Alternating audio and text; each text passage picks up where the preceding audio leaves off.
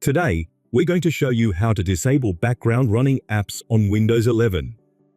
This can help improve your PC's performance and save battery life on laptops.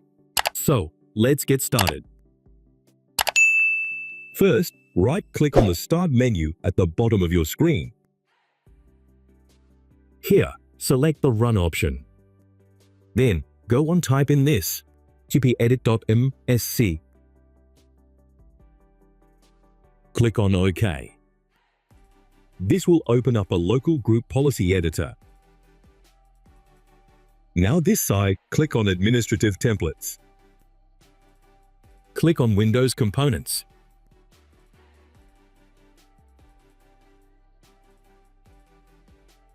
Here, click on App Privacy. Now here, select this option. Let Windows apps run in the background. Double-click to open the properties. Here, click on the Enable option. Under Default for all apps option, select the Force Deny option.